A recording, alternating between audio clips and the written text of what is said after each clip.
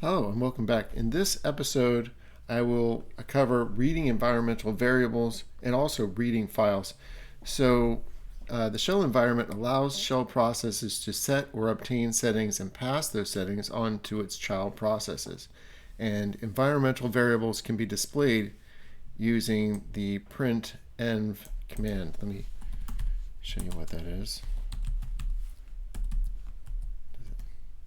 Okay, print all or part of the environment.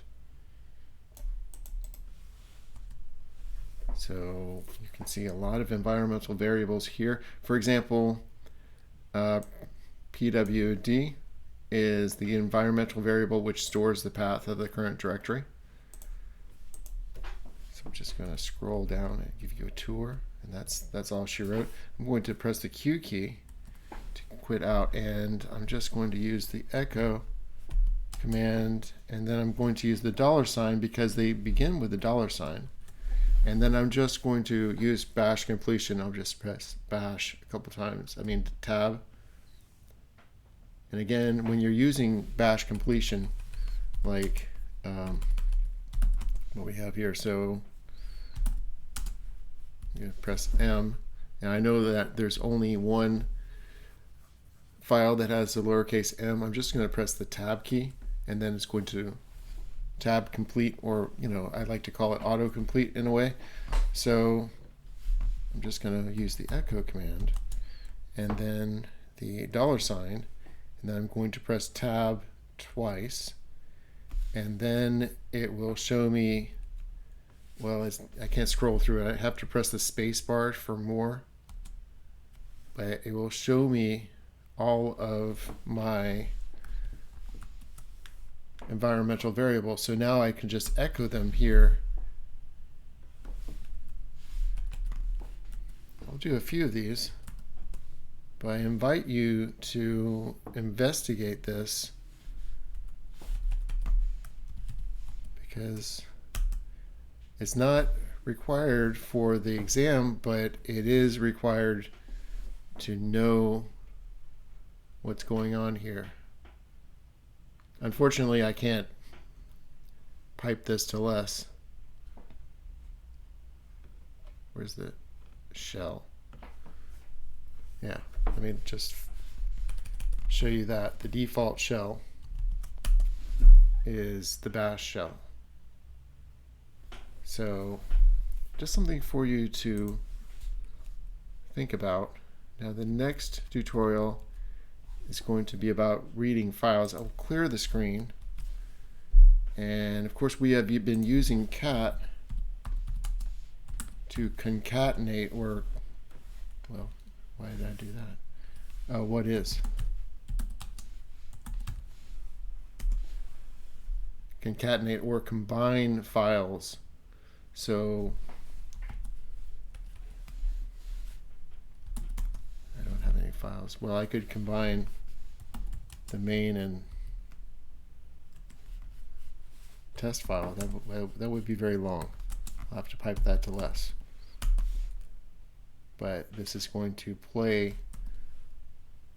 the first file and then the next file. It will combine or concatenate these files.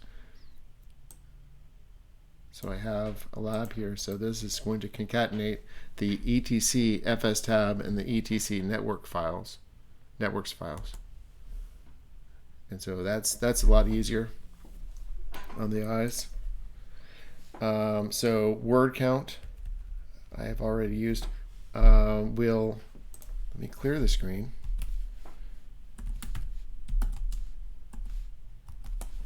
Print the new line word and byte counts. So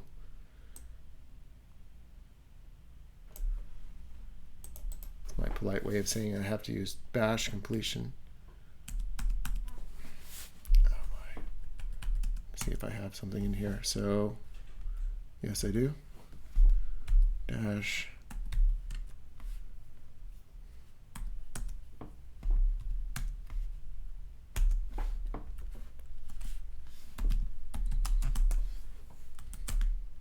okay, there it is.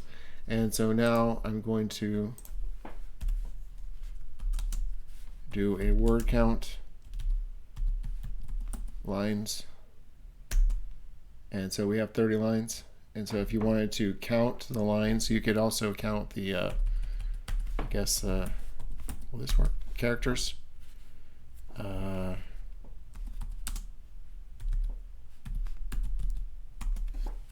it's a very short command.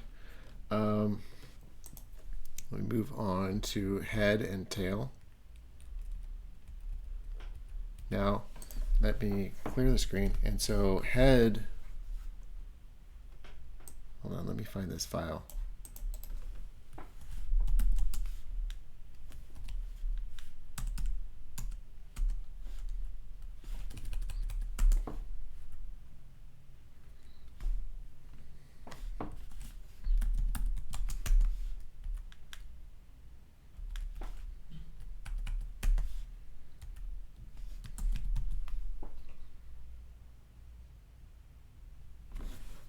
There it is.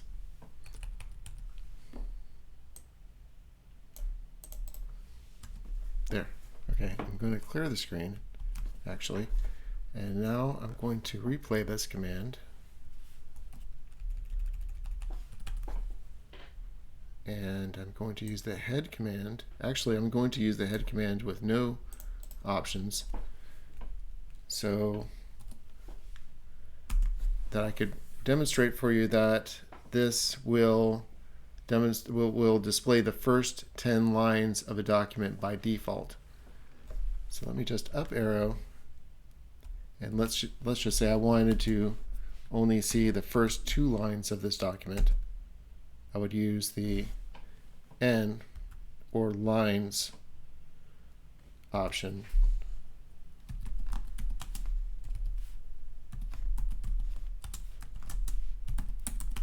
Oh wait, I didn't need list for that.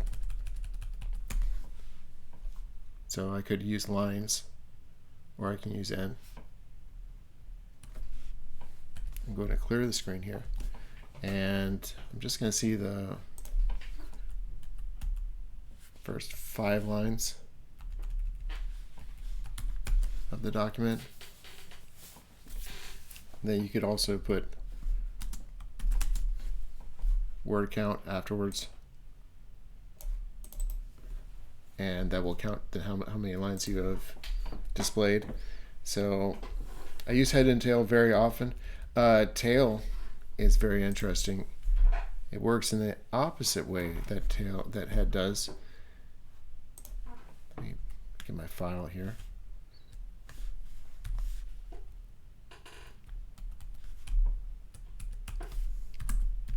It will display the last 10 lines of the document, but the syntax, the option N works the same way. So if you wanted to see the last 5 lines of the document, you would use that,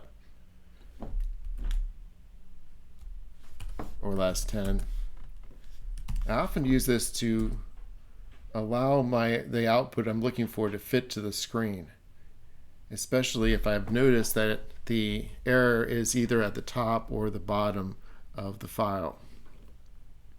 But I hope this has been helpful for you. The next episode will be a large one. It will be about analyzing text using regular expressions with grep. So I hope to see you there, and thank you.